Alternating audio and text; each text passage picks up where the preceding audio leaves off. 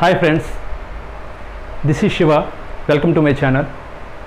Already నేను మీకు introduction, నా ఛానల్కి సంబంధించినటువంటి ఇంట్రడక్షన్ మీకు ఆల్రెడీ నేను పెట్టాను.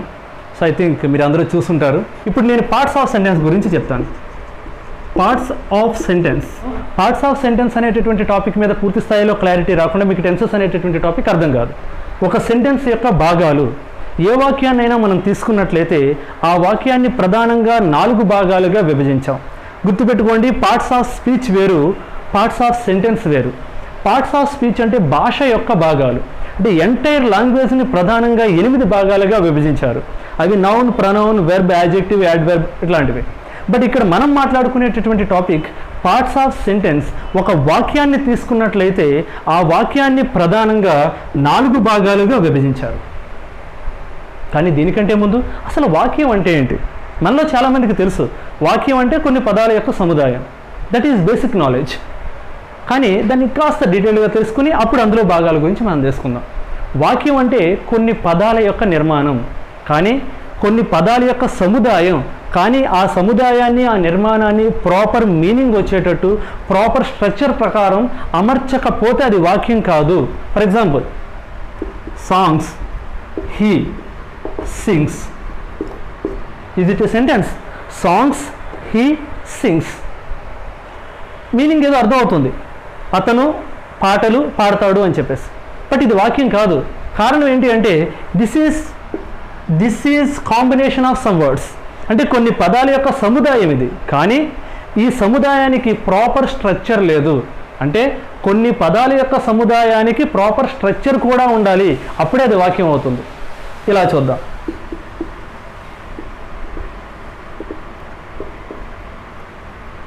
He singing songs. అతడు సాంగ్స్ సింగింగ్, అతడు పాటలు పాడుతున్నాడు. ఇక్కడ కూడా మీనింగ్ అర్థమైంది. అండ్ సబ్జెక్ట్ వచ్చింది, వెర్బ్ వచ్చింది, ఆబ్జెక్ట్ వచ్చింది. ఆంగ్ల వాక్య నిర్మాణం ప్రకారం ఇంగ్లీష్లో వాక్యం యొక్క నిర్మాణంలో సబ్జెక్ట్ వచ్చిన తర్వాత వెర్బ్ వచ్చి తర్వాత ఆబ్జెక్ట్ వస్తుంది. Subject, verb, then object. ఈ సబ్జెక్ట్ అంటే ఏంటి, ఆబ్జెక్ట్ అంటే ఏంటి అనేది మనం తర్వాత చూద్దాం. అదే తెలుగు వాక్య నిర్మాణంలో సబ్జెక్ట్ వచ్చి, ఆబ్జెక్ట్ వచ్చి, అప్పుడు వెర్బ్ వస్తుంది.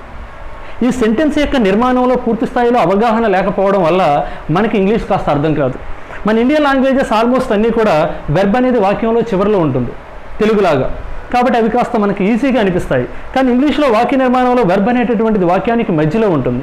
సో ఈ నిర్మాణాన్ని కూడా మనం అబ్జర్వ్ చేస్తూ ఇంగ్లీష్ గ్రామర్ అనేటటువంటిది నేర్చుకోవాలి. అండ్ ఇంగ్లీష్ గ్రామటికల్ టాపిక్స్ని ఈ నిర్మాణం ప్రకారం అప్లై చేస్తూ వాక్యాన్ని మనం నిర్మించాలి. అప్పుడు మనకి పూర్తి స్థాయిలో అవగాహన వస్తుంది. సరే, anyway, that is topic diverted. So ఇక్కడికి వద్దాం. హీ సింగింగ్ సాంగ్స్, అతడు పాటలు పాడుతున్నాడు. ఇది నిర్మాణం కరెక్ట్గానే ఉంది. సబ్జెక్ట్ వచ్చింది, ఆబ్జెక్ట్ వచ్చింది, వెర్బ్ వచ్చింది. కానీ ఈ వాక్యం తప్పు. కారణం ఏంటి అంటే ఇందులో అతడు పాటలు పాడుతున్నాడు అనే మీనింగ్ వస్తుంది తప్ప అతను పాటలు ఎప్పుడు పాడుతున్నాడో లేదు. ఎందుకంటే ఇక్కడ ఈజ్ అనేటటువంటి దాన్ని మిస్ చేయడం వల్ల ఇది కూడా వాక్యం కాదు. ఎందుకని? దీనికి నిర్మాణం ఉంది అండ్ మీనింగ్ అర్థమవుతుంది, కానీ పూర్తి స్థాయిలో మీనింగ్ లేదు. హీ సింగింగ్ సాంగ్స్ అనే వాక్యం తప్పు, హీ ఈజ్ సింగింగ్ సాంగ్స్ అనేటటువంటి వాక్యం కరెక్ట్. అంటే వాక్యం అవ్వాలి అంటే ముందు కొన్ని పదాల యొక్క సముదాయం అయి ఉండాలి. It should be A combination of some words, and ఆ సమ్ వర్డ్స్ కూడా ఒక ప్రాపర్ స్ట్రక్చర్ ప్రకారం అమర్చబడి ఉండాలి. ఇంగ్లీష్ వాక్యం అయితే ఈ స్ట్రక్చర్ ప్రకారం, తెలుగు వాక్యం అయితే ఈ స్ట్రక్చర్ ప్రకారం. కొన్ని పదాల యొక్క సముదాయం అయి ఉండాలి. ఆ పదాలు అన్నీ కూడా, వర్డ్స్ అన్నీ కూడా ఒక ప్రాపర్ స్ట్రక్చర్ ప్రకారం అమర్చబడి ఉండాలి. అండ్ పాయింట్ నెంబర్ 3, అట్లాంటి అమరికకి పూర్తి స్థాయిలో కంప్లీట్ మీనింగ్ ఉండాలి. అట్లా కంప్లీట్ మీనింగ్ ఉంటేనే అది సెంటెన్స్ అవుతుంది. మొదటి 2 కండిషన్స్ని సాటిస్ఫై చేసి కంప్లీట్ మీనింగ్ని కనుక లేకపోతే, కలిగి ఉండకపోతే దానిని సబార్డినేట్ క్లాజ్ అంటారు. అంటే సబార్డినేట్ క్లాజ్ అనేటటువంటిది కొన్ని పదాల యొక్క సముదాయం, దానికి మీనింగు ఉంటుంది, కానీ పూర్తి స్థాయిలో మీనింగ్ ఉండదు. పార్షియల్ మీనింగ్ ఉంటుంది, కొంత మీనింగ్ ఉంటుంది. అది వేరొక క్లాజ్ మీద, అంటే వేరొక వాక్యం మీద ఆధారపడి పూర్తి స్థాయిలో మీనింగ్ ఇస్తుంది. అప్పుడు అట్లాంటి దాన్ని సబార్డినేట్ క్లాజ్ అని చెప్పేసి అంటారు. సో క్లాజెస్ గురించి డీటెయిల్గా తెలుసుకున్నప్పుడు మనం తర్వాత చూద్దాం. సో ఇక్కడ టాపిక్లో మనం తెలుసుకోవాల్సింది ఏంటంటే సెంటెన్స్ అంటే ఏంటి. కొన్ని పదాల యొక్క నిర్మాణం అయి ఉండి, దానికి పూర్తి స్థాయిలో అర్థం ఉండి, అది ఒక ప్రాపర్ స్ట్రక్చర్ ప్రకారం నిర్మించబడి ఉంటే దానిని సెంటెన్స్ అని చెప్పేసి అంటారు. అట్లాంటి సెంటెన్స్లోని పార్ట్స్, భాగాలు. సో సెంటెన్స్లోని భాగాలు. ఎందుకు సెంటెన్స్నే స్ట్రెస్ చేస్తున్నాం? వర్డ్ అన్నా, వర్డ్ని ఎందుకు స్ట్రెచ్ చేయట్లేదు? వర్డ్లో ఉన్నటువంటి రకాలు మనకి ఎందుకు వద్దు? వర్డ్స్లో కూడా simple words, derivative words, compound words అని ఉన్నాయి. కానీ వర్డ్స్ యొక్క రకాల గురించి మనం ఎందుకు బేసిక్ టాపిక్లో డిస్కస్ చేయట్లేదు అంటే సెంటెన్స్ యొక్క నిర్మాణం అనేటటువంటిది మనకి చాలా ఇంపార్టెంట్. సెంటెన్స్ యొక్క పార్ట్స్ మనకి చాలా ఇంపార్టెంట్. సెంటెన్స్ యొక్క రకాలు కూడా మనకి చాలా ఇంపార్టెంట్. కారణం ఏంటి అంటే మనం ఏ ఇంగ్లీష్ గ్రామటికల్ టాపిక్ని ఉపయోగించినా సరే మనం ఒక వాక్యాన్ని నిర్మించడం కోసం, మనం చెప్పాలనుకున్నటువంటి విషయాన్ని ఎదుటి వ్యక్తికి ఆ వాక్యం ద్వారా కమ్యూనికేట్ చేయడం కోసం మాత్రమే నేర్చుకుంటాం. కానీ సెంటెన్స్ని ఎందుకు ఫామ్ చేస్తామంటే మనం మాట్లాడేటటువంటి భాష, మన యొక్క కమ్యూనికేషన్ అంతా కూడా వాక్యాల రూపంలో ఉంటుంది. నేను చెప్పేటటువంటి క్లాస్ కూడా చూడండి, కొన్ని సెంటెన్సెస్ యొక్క రూపంలో ఉంది. అంతే తప్ప మన కమ్యూనికేషన్ అనేది వర్డ్స్ రూపంలోనూ అక్షరాల రూపంలోనూ చేయం. సింగిల్ లెటర్స్ నే, ను, మీ, కు, క్లా, స్, చెప్, తు, నా, ను ఇలా మాట్లాడతామా? అంటే మనం అక్షరాల ద్వారా మనం కమ్యూనికేషన్ చేయము. మనం చెప్పాలనుకున్నటువంటి భావాన్ని అక్షరాల రూపంలో చెప్పాం. Number 2 words. నేను మీకు స్పోకెన్ ఇంగ్లీష్ నేర్పిస్తున్నాను. దిస్ ఈజ్ మనం వర్డ్స్ ద్వారా కమ్యూనికేట్ చేయడం. ఇంత గ్యాప్ ఇచ్చి మనం వర్డ్స్ ద్వారా కమ్యూనికేట్ చేయం. నేను మీకు ఇంగ్లీష్ గ్రామర్ క్లాస్ టీచ్ చేస్తున్నాను, దానికోసం నేను ఈ యొక్క క్లాస్ని స్టార్ట్ చేశాను, ఈ యొక్క యూట్యూబ్ ఛానల్ని స్టార్ట్ చేశాను. ఇవన్నీ చూడండి, ఇవన్నీ ఒక్కొక్క సెంటెన్స్ చెప్పి నేను ఆగుతున్నా. అంటే నేను చెప్పాలనుకున్నటువంటి భావాన్ని మీకు వాక్యాల రూపంలో కన్వే చేస్తున్నాను. అంటే కమ్యూనికేషన్ అనేటటువంటిది వాక్యాల రూపంలో ఉంటుంది. కాబట్టి మనం భాష అనేటటువంటిది కమ్యూనికేట్ చేయడానికి ఉపయోగిస్తాం తప్ప ఏదో బట్టి దాని మీద క్వశ్చన్స్ అడుగుతున్నారు కాబట్టి కాదు. మన కాంపిటేటివ్ ఎగ్జామ్స్లో కానివ్వండి, స్కూల్ స్టాండర్డ్స్లో కానివ్వండి, మనకి ఎగ్జామ్ ఎందుకు పెడతారు? మనం ఎగ్జామ్కి ఆన్సర్ చేయడం కాదు వాళ్ళకి ప్రధాన ఉద్దేశం. మనకు సబ్జెక్ట్ ఎంతవరకు అర్థమైంది అనేటటువంటిది ప్రధాన ఉద్దేశం. మనకి ఇంగ్లీష్ ఎంతవరకు వచ్చు అనేటటువంటిది ప్రధాన ఉద్దేశం. కాబట్టి మనకి ఇంగ్లీష్ ప్రాపర్గా రావాలి, అంటే గ్రామటికల్గా రావాలి, మాట్లాడగలగాలి అంటే మనం ఇంగ్లీష్ని నేర్చుకోవాలి, బై హార్ట్ చేయకూడదు. సో ఇప్పుడు మనం నేర్చుకునేటటువంటి ఇంగ్లీష్ని వాక్యాల రూపంలో నేర్చుకుందాం. ఎందుకంటే మనం కమ్యూనికేషన్ వాక్యాల రూపంలోనే చేస్తాం కాబట్టి. సో వాక్యాన్ని నిర్మించడం మనకు తెలియాలి. వాక్యాన్ని నిర్మించడానికి ఈ టెన్సెస్ కానివ్వండి, వాయిస్ కానివ్వండి, స్పీచ్ కానివ్వండి, ఇవన్నీ మనకి ఆల్మోస్ట్ వాక్యాన్ని ఫామ్ చేయడానికి ఉపయోగపడతాయి. అంటే మనకి ప్రధానమైంది వాక్యం. వాక్యానికి ప్రాణం వర్బ్. వర్బ్ అనేటటువంటిది వాక్యానికి ప్రాణం. సో ఇప్పుడు మనం అసలు వాక్యంలో ఉన్నటువంటి ప్రధానమైన 4 భాగాలు ఏంటో చూద్దాం. అందులో అత్యంత ముఖ్యమైనది వర్బ్. ఆల్రెడీ మీకు నేను చెప్పాను. మిగిలినవి కూడా ఇంపార్టెంటే, కానీ వర్బ్ అంత కాదు. వర్బ్ మీద ఆధారపడే వాక్యం మారిపోతుంది. వాక్యం యొక్క పూర్తి స్థాయి అర్థం అనేటటువంటిది వర్బ్ని మార్చడం వల్ల మారిపోతుంది. వాక్యం అనేటటువంటిది ప్రధానంగా 4 భాగాలు. సో అందులో మొట్టమొదటిది వర్బ్, రెండవది సబ్జెక్ట్, మూడవది ఆబ్జెక్ట్ అండ్ 4వది కాంప్లిమెంట్. చూడండి, కాంప్లిమెంట్ COMPLEMENT కాంప్లిమెంట్. ఇక్కడ ఈ ప్లేస్లో ఐ పెడితే అది ప్రశంస అవుతుంది, పొగడ్త, కాంప్లిమెంట్స్. సో బట్ ఇది కాంప్లిమెంట్. కాంప్లిమెంట్ అంటే పూరకము అని అర్థం, the rest of the part అని అర్థం. అంటే ఒక వాక్యంలో సబ్జెక్ట్, ఆబ్జెక్ట్, వెర్బ్ కాకుండా ఇంకాస్త అడిషనల్ పార్ట్ని రాసి వాక్యాన్ని మరింత అందంగా, మరింత మీనింగ్ఫుల్గా తయారు చేయడానికి వాడేటటువంటి రిమైనింగ్ పార్ట్ని కాంప్లిమెంట్ అంటారు. వాక్యంలో కాంప్లిమెంట్కి పెద్దగా ఇంపార్టెన్స్ ఉండదు. వాక్యంలో ప్రధానమైన ఇంపార్టెన్స్ని కలిగి ఉన్నటువంటివి ఈ 3. సో ఇందులో అత్యంత ముఖ్యమైనటువంటిది వర్బ్. సో మీరు చాలాసార్లు వెర్బ్ అంటే ఏంటి అనేటటువంటిది తెలుసుకున్నారు అండ్ మీకు చిన్నప్పటి నుంచి చాలాసార్లు చెప్పారు. బట్ మనకి ఎప్పటికీ కూడా వర్బ్ మీద పూర్తి స్థాయిలో క్లారిటీ ఉందని మనకు ఆ కాన్ఫిడెన్స్ లేదు. సో ఇప్పుడు మనం అసలు వర్బ్ అంటే ఏంటి అనేటటువంటిది తెలుసుకుందాం. First, what is verb? Verb అంటే ఏంటి అంటే ఒక వాక్యంలో రకరకాల పదాలు ఉంటాయి. ఆ పదాలలో పేరుని తెలియచేసే పదాలు ఉండొచ్చు, లేదా ఏదైనా ప్లేస్ని తెలియచేసే పదాలు ఉండొచ్చు, లేదా టైంని తెలియచేసే పదాలు ఉండొచ్చు. ఇలా డిఫరెంట్ వర్డ్స్ ఉంటాయి. కానీ వాక్యంలో ఏ పదం అయితే, ఏ వర్డ్ అయితే చేసేటటువంటి పనిని తెలియచేస్తుందో, పనిని, వర్క్ ఆర్ యాక్షన్, పనిని తెలియచేసేటటువంటి పదాన్ని వర్బ్ అని చెప్పేసి అంటారు. ఒక వాక్యంలో పనిని సూచించేటటువంటి పదాన్ని వర్బ్ అని అంటారు. Let's take an example. Ravi played chess well. Take this sentence. Ravi played chess well. మీరు ఈ వాక్యాన్ని చూసినట్లయితే ఈ వాక్యం అనేటటువంటి మీకు ముందుగానే చెప్పాను, వాక్యం అనేటటువంటిది కొన్ని పదాల యొక్క కలయిక. కొన్ని పదాల్ని కలపడం వల్ల ఏర్పడేటటువంటిది వాక్యం. That should be having complete meaning, పూర్తి స్థాయిలో అర్థాన్ని కలిగి ఉండి ఒక ప్రాపర్ స్ట్రక్చర్ ప్రకారం నిర్మించబడినటువంటి పదాల యొక్క కలయికని మన వాక్యం అని అంటాం. ఇది వాక్యమో కదా ఒకసారి చెక్ చేయండి. Ravi played chess well, Ravi chess బాగా ఆడాడు. ఈ వాక్యానికి పూర్తి స్థాయిలో అర్థం ఉంది. ఈ వాక్యం 4 వర్డ్స్ యొక్క కలయిక, ఇంగ్లీష్లో అయినా తెలుగులో అయినా కొన్ని పదాల యొక్క కలయిక ఉండి వాక్యానికి పూర్తి మీనింగ్ ఉండి ఆ పదాల యొక్క కలయికని ఒక ప్రాపర్ స్ట్రక్చర్ ప్రకారం అమర్చినట్లయితే అది సెంటెన్స్ అవుతుందని చెప్పుకున్నాం. దీనికి కంప్లీట్ మీనింగ్ ఉంది 2 వాక్యాలకి, తెలుగు వాక్యమైనా ఇంగ్లీష్ వాక్యమైనా. అండ్ రెండవది అది కొన్ని పదాల యొక్క కలయిక. అండ్ మూడవది ఇది సబ్జెక్ట్, ఇది వెర్బ్, ఇది ఆబ్జెక్ట్, ఇది కాంప్లిమెంట్. తెలుగులో ఇది సబ్జెక్ట్, ఇది ఆబ్జెక్ట్, ఇది కాంప్లిమెంట్, ఇది వెర్బ్. చూడండి, తెలుగు వాక్య నిర్మాణంలో this is Telugu sentence, this is English sentence. English వాక్య నిర్మాణంలో వెర్బ్ మధ్యలో వచ్చి ఆబ్జెక్ట్ చివరిలో వచ్చింది. ఇన్ కేస్ కాంప్లిమెంట్ ఉంటే ఇక్కడ ఉంటుంది. ఇక్కడ తెలుగు వాక్యంలో కాంప్లిమెంట్ ఉంటే మధ్యలో ఉంటుంది. అంటే తెలుగు వాక్యంలో వాక్యానికి చివరిలో వెర్బ్ ఉంటుంది, ఇంగ్లీష్ వాక్యంలో వాక్యానికి మధ్యలో వెర్బ్ ఉంటుంది. అంటే ఇది తెలుగు వాక్యం యొక్క నిర్మాణాన్ని, సబ్జెక్ట్ ఆబ్జెక్ట్ కాంప్లిమెంట్ వెర్బ్ అనేటువంటి నిర్మాణాన్ని ఫాలో అయ్యి నిర్మించబడినటువంటి తెలుగు వాక్యం. అంటే తెలుగులో దిస్ ఈజ్ వాక్యం, దిస్ ఈజ్ సెంటెన్స్. అంటే సెంటెన్స్కి కావాల్సినటువంటి బేసిక్ పారామీటర్స్ని ఇది సాటిస్ఫై చేస్తుంది. దీని విషయానికి వస్తే రవి ప్లేడ్ చెస్ వెల్, దీని విషయానికి వస్తే రవి చెస్ బాగా ఆడాడు. సో దీనికి కంప్లీట్ మీనింగ్ ఉంది.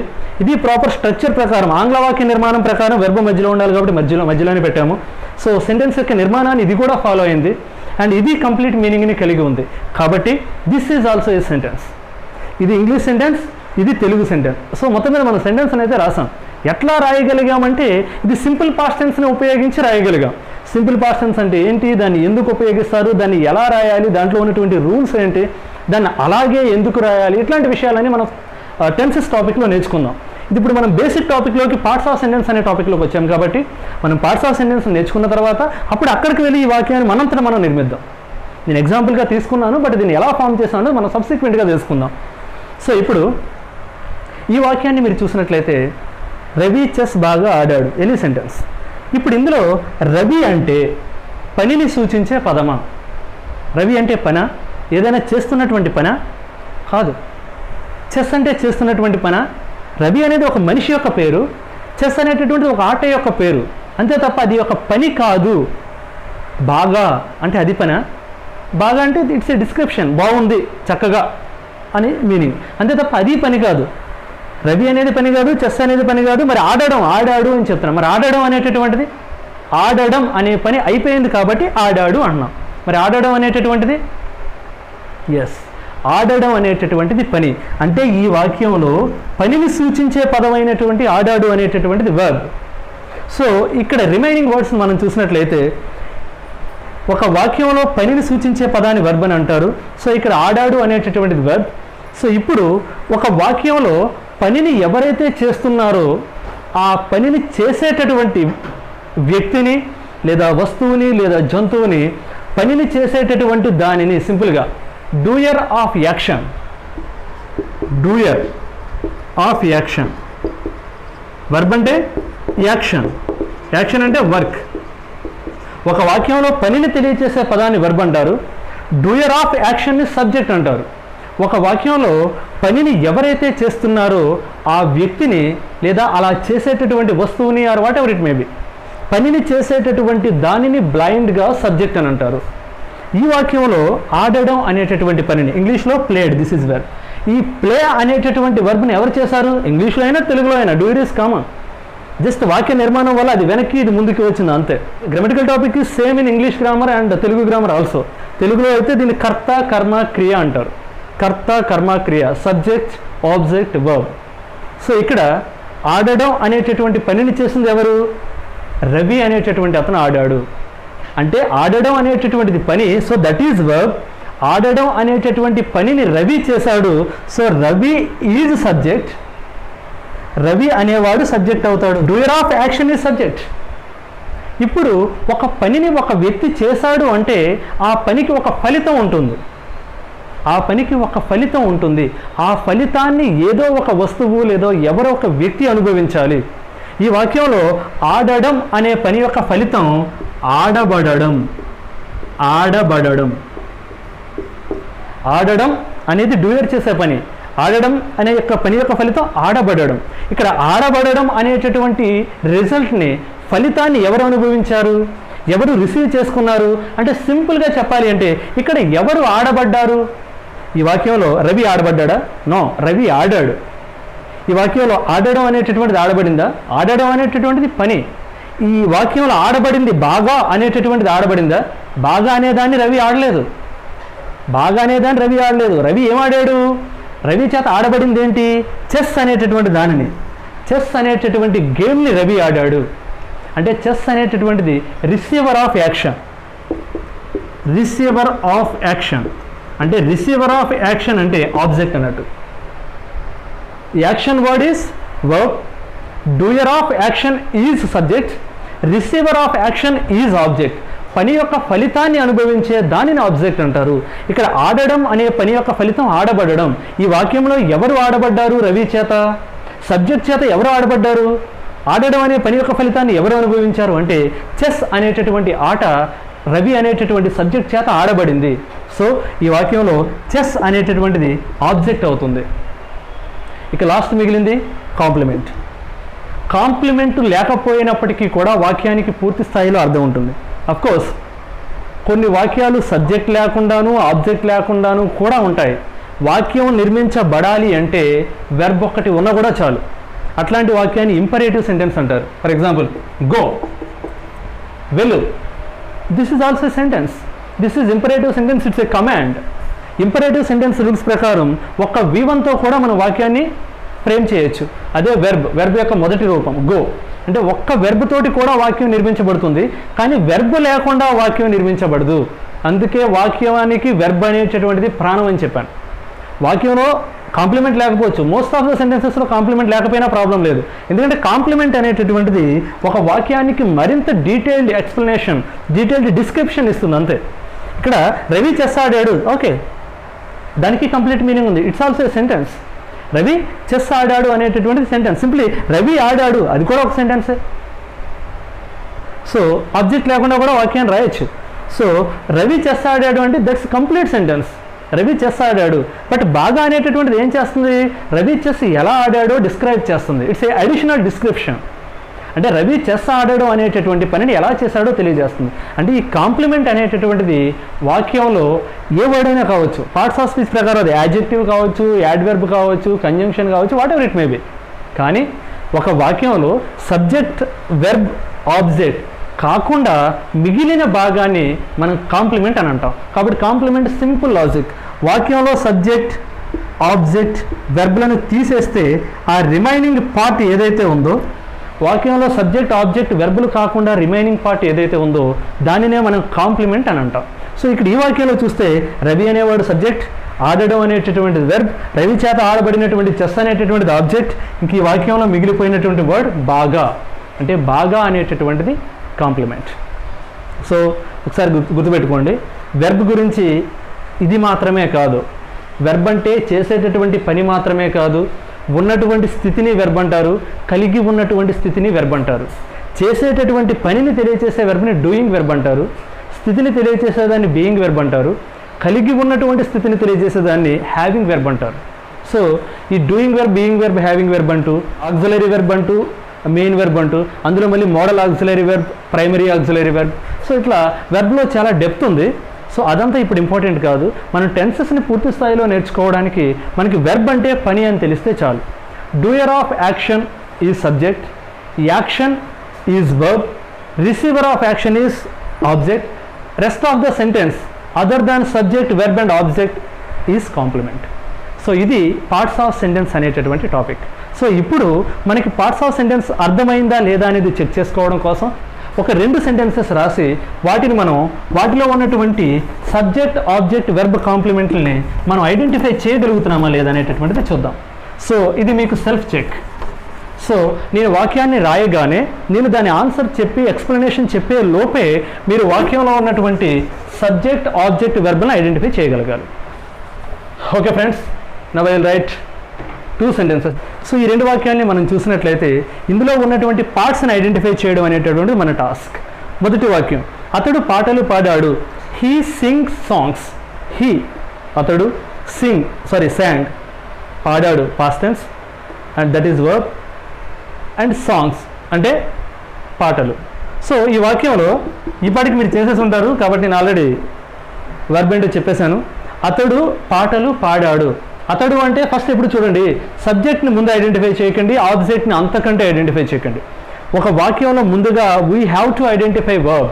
ఎందుకంటే పని వర్బ్ని ఐడెంటిఫై చేసిన తర్వాతే సబ్జెక్ట్ ఏంటో తెలుస్తుంది. ఎందుకంటే subject is dependent on verb. Subject వర్బే లేకపోతే సబ్జెక్ట్ అనేటటువంటి క్వశ్చనే లేదు. కాబట్టి పనిని ఎవరు చేస్తారో వాళ్ళే సబ్జెక్ట్ అవుతారు, పని యొక్క ఫలితాన్ని అనుభవించిన వాళ్ళు ఆబ్జెక్ట్ అవుతారు. కాబట్టి ముందు వాక్యంలో మనం వర్బ్ని ఐడెంటిఫై చేద్దాం. అతడు పాటలు పాడాడు. ఇక్కడ ఈ వాక్యంలో అతడు అంటే పని కాదు, పాటలు అంటే పని కాదు, పాడడం అంటే పని. సో శాంగ్ అనేటటువంటిది వర్బ్, పాడాడు. సో ఇప్పుడు సబ్జెక్ట్ ఎట్లా తెలుస్తుంది? ఎవరైతే పాటలు పాడారో, who is the doer of action, ఆ పాడడం అనే పనిని చేసింది ఎవరు, ఆ వ్యక్తి సబ్జెక్ట్ అవుతాడు. సో ఇక్కడ పాడడం అనే పనిని ఎవరు చేశారు? అతడు చేశాడు. సో అతడు సబ్జెక్ట్. సో ఇక్కడ పాడడం అనే పని యొక్క ఫలితం పాడబడడం. ఇక్కడ పాడబడింది ఏంటి? సాంగ్స్ అనేవి అతని చేత పాడబడ్డాయి. So this is object. అంటే ఈ వాక్యంలో కాంప్లిమెంట్ అనేటటువంటిది లేదు. కాంప్లిమెంట్ ఉండొచ్చు, ఉండకపోవచ్చు, there will be no problem. So next ఈ వాక్యం స్పీడ్గా ఐ థింక్ మీరు అందరూ ఐడెంటిఫై చేస్తుంటారు. Latha eats an apple daily. Latha ప్రతిరోజు యాపిల్ తింటుంది. లత ఈట్స్ తింటుంది, డైలీ ప్రతిరోజు, అన్ యాపిల్ ఓకే. మరి యాన్ ఎందుకు వచ్చింది కంపేర్ చేస్తే? అంటే తెలుగులో ఒక యాపిల్ అని ఆర్టికల్ని ఉపయోగించకపోయినా ప్రాబ్లం లేదు. ఇక్కడ యాన్ అనేటటువంటిది ఆర్టికల్.